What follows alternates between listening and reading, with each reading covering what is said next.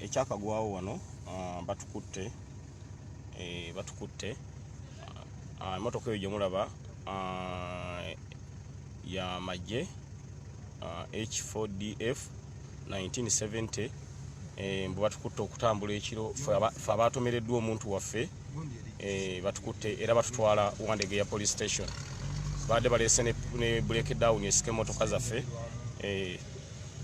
so babadde balese ne breakdown ekwate emotoka zaffe naye ekigenda mu maaso tuli under arrest tukwatiddwa wano Wandege bwe tubadde nga tuva mu ddwaliro okulanga tuyamba munnaffe eyatomeddwa ali obubi ennyo so tuli mu mbeera enzibu ennyo. Emotoka eyo ey'Amajje yetukutte gye mulaba emotoka eyo ey'Amajje gye mulaba awo era kati batutwala Wandege ya police station. Nolwekyo yembeera kati eriwo the update eriwo batututte Wandege ya police station emotoka eyo ey'Amajje yetukutte. Batomedde omuntu waffe ate ne baagala ate bateekewo embeera endala era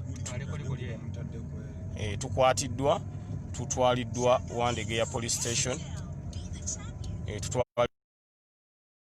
so yembeera eriwo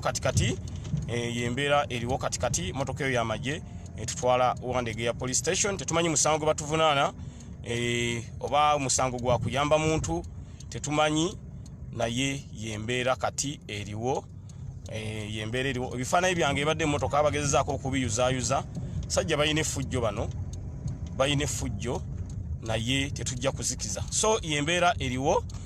Tutwaliddwa Wandege ya police station nga bwe tubadde nga tuva okuyamba muganda waffe gwe mumanyi obulungi eyatomeddwa batutwala Wandege ya police station badde bakutte muganda waffe ne tukiriza kugenda ate naffe ye akwatiddwa so yembeera kati eriwo right now yembeera eriwo right now nga tukwatiddwa tutwalibwa Wandege ya police station yembeera eriwo fe abagenza otaasa muganda waffe yatomeddwa poliisi yalemeddwa n'omulesi Kiwinga naye yatomedde yabalemye okukwata naye embeera eriwo batuleese Wandege ya police station. Tetumanyi kye bazzaako naye ndowooza ffenna bagira tuyingiza mu kaduukulu oba batuyingiza kabatuyingize Uganda mwe tutambulira so yembeera eriwo batukutte bataddeko patulo actually sina patulo motoka y'Amajje era ndowooza motoka eyo mugiraba bulungi nnyo kanji basikire mugirabe emotoka etukutte ey'Amajje so yembeera eriwo right now. Tubannyonnyodde tubalaze ebifaananyi naye ne beerema ne baagala okuteekawo so mu kiseera kino tuwese wano Wandege ya police station we tuwese wawo ne batuwesezza wetabona yita munda tuwese Wandege ya police station we batuwesezza right now batuwesezza Wandege ya police station. Nolwekyo bonna mubategeeze Mr Update ne tulina apola aliho mulimu Sita Uganda naye mwali Sita wa Uganda sorry naye mwali Martini ani fena tuli muno mu motoka muno so batukutte ne ghetto speaker tulina actually kambawe ku ghetto speaker yo baganda bange just chenyezo bagambe bigambe sawa ya lero si bingi obula mawulira galiwo Julie Bristol ne bannaffe bangi nga ba comrades abogeddwa tuli under arrest police emotoka y'Amajje tukutte tujja batuba updates obula ensonga enkulu kutusabira kyenyezo bagamba na kusabira muganda waffe pafujje kuba asobola okudda engulu kuba n'ebibye si birungi wadde n'akamu. Yes, eno yembeera gye tusanga ebiseera ebisinga mu ggwanga lyaffe wabula tejja tujja ku mulamwa ffe tuli solid tukyali ku mulamwa nnyo tetujja kukyusa wadde n'olunaku n'olumu tetujja kuzikiza wadde n'olunaku n'olumu tujja sigala tuli ku mulamwa okulaba nga tugguse ekyo kye twatandika.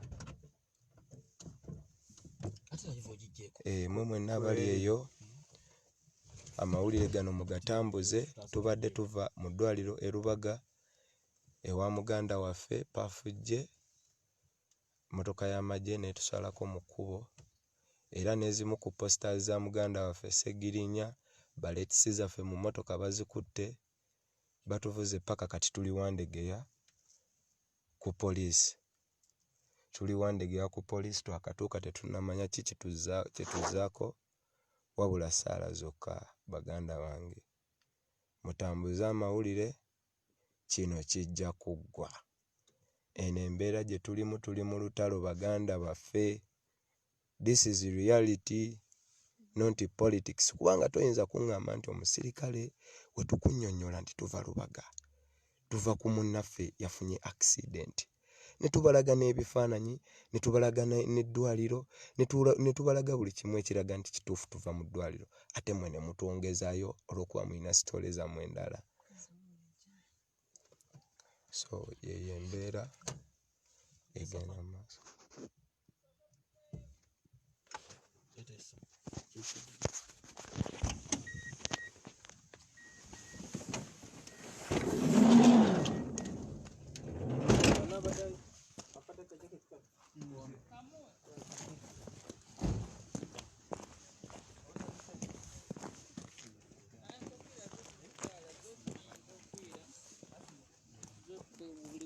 Sanga yote katulitwala era bwe tugibalekera tuba tukoze ensobi y'amaanyi.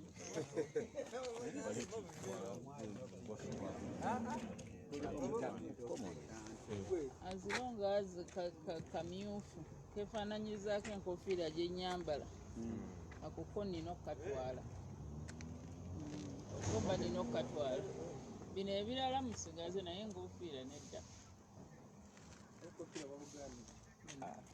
Tewabaddemu nkofiira. Temubaddemu nkofiira. Nkofiira ebaddemu yeyo gye Enkofiira yino gye mbadde nnyambadde yokka. Oli muzeeyi agambye yakubye ebifaananyi nga tuyita waawo. Yabaatulaga tulabe enkofiira zaaga. Which car do you want now, Fandi? My car. They No. want to bring it here. But No, do you have the key? is the car. This is yours. So No. they want the key. So the- But I thought this thing is just a matter of explaining to the DPC. Then what is Eh, it? now, Why should you block my car? because I'm going to explain to the DPC. Good- Even it was the police who was good supposed evening. to pick Good that morning, patient. I think. I did. Good morning to you. Oh yes, Afandi. Eh, Nice to see you, Afandi. How are they going?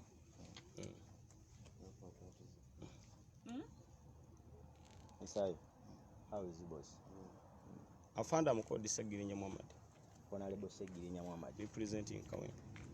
No. So we got a problem. There is one of our friends who was knocked down by the overspeeding vehicle around Northern Bypass. So I was. From where? Hmm? When we are here in Wakawara.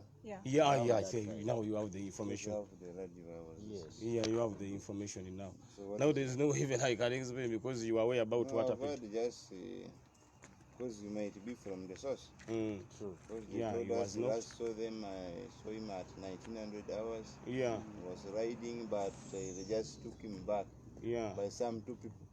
yeah. that That was is that. I think yeah. Now Put you are on a aware. jacket. So then you it was at Mulago. Then I transferred him to Lubaga Hospital. So we've been there waiting for doctor report. That's why we traveled late. Then we got intercepted with the fund. Then we explained to her. by but- me. By who are funded now? We are in your hands. Okay, let That me is give it. you my side of the story. So now, This group, as you see it, they were moving in that vehicle, wasn't there. I just found this gentleman. They had arrested him around Eastern Gate. This one had arrested him around Eastern Gate. You have arrested him.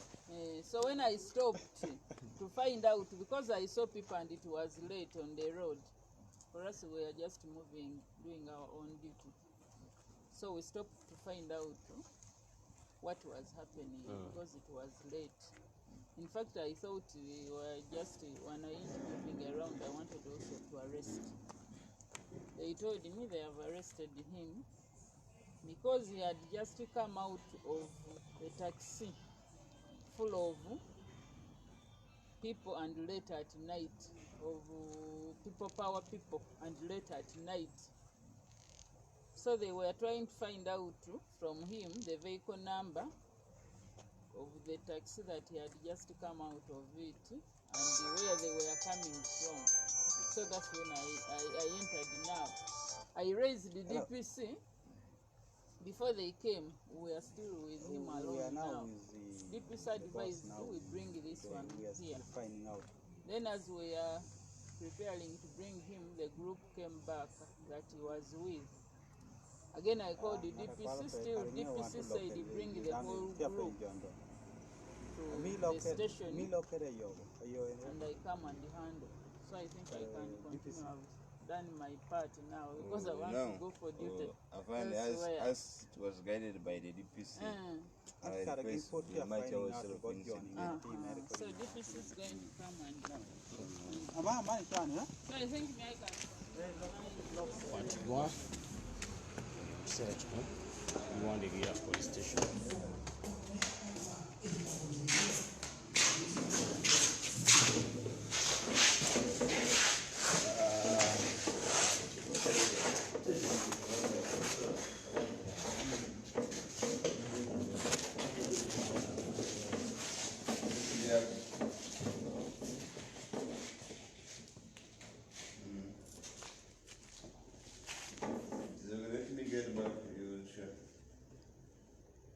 Let me get back to you.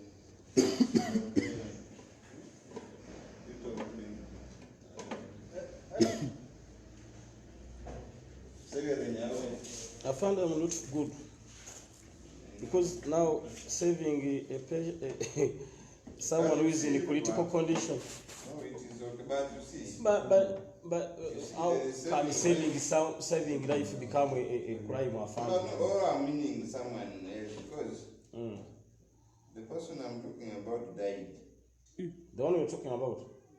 No. This one is. Is it a Cheva stage? No, this one is still alive. Maybe you're talking about a different one. The one I had, they took him and they dropped him behind the kiosk. Yo. Atafudde. I think you got information. Just got information that, but he's still alive. Now you see the circumstance that even you think that he's dead. That's you can know the situation our patient was. You go and open the other vehicle for me, the rally. The red vehicle. Yes.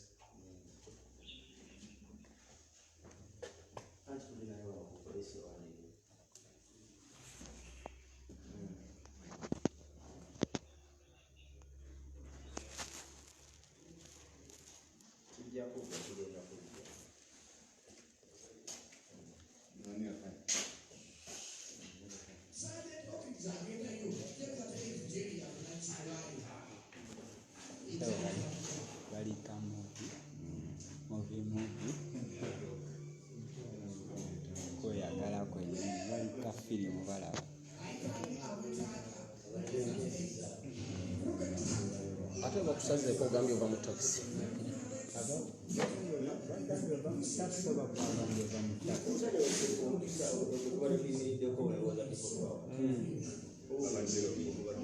Anti nange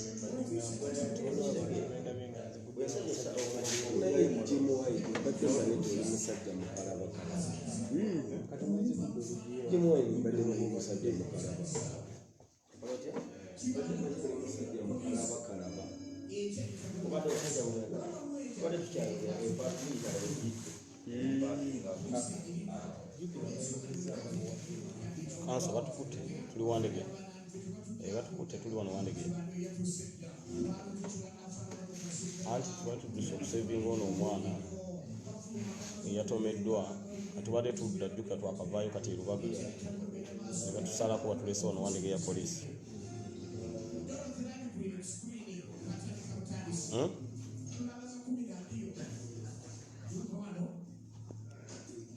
Bo bagamba time but This is an emergency.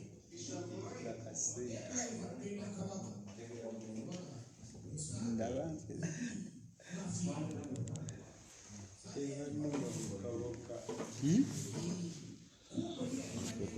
going to power bank. Power bank.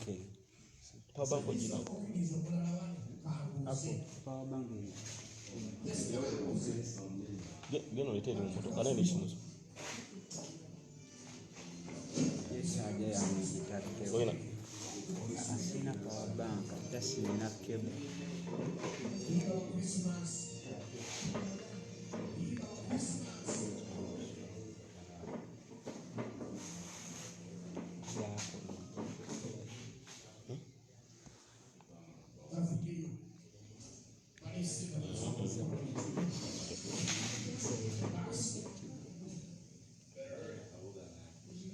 Yes.